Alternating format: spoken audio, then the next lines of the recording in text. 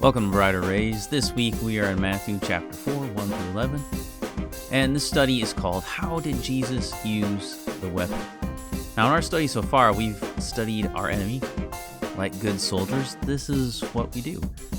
The more we know our enemy's schemes, power, and weaknesses, the better soldiers we become.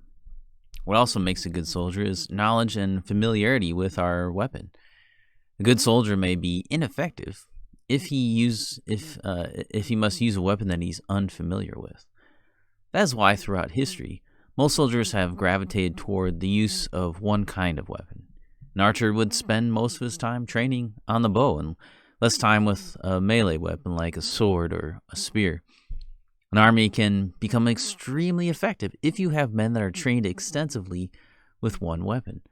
That weapon becomes an extension of their own body.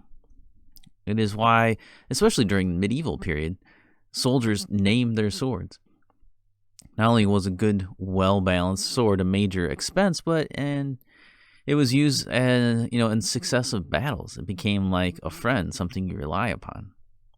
You can see why Paul in the book of Ephesians uses this imagery of a soldier. The weapon is the word of God. Now, to be a good soldier, you would need to train with the weapon.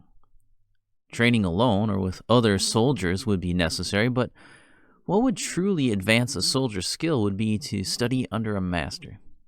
To watch the movements and choices of one that had mastery of your weapon could quickly advance your own abilities, beyond just self-instruction alone.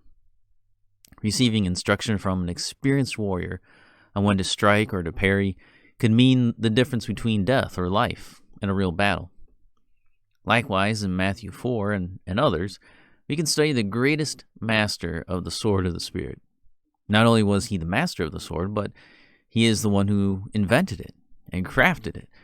What better way is there for us to learn how to use the Bible against the tempter than to study how Jesus himself used the word?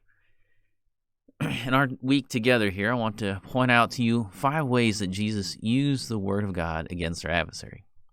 He used the sword of the Spirit in defense of his identity, to diffuse temptations, as a guide to his actions, as the source of his confidence, and finally to provide the ultimate defeat of the enemy. So that's what we're going to be looking at this week. So come back tomorrow. We'll start with the first one, which is in defense of his identity.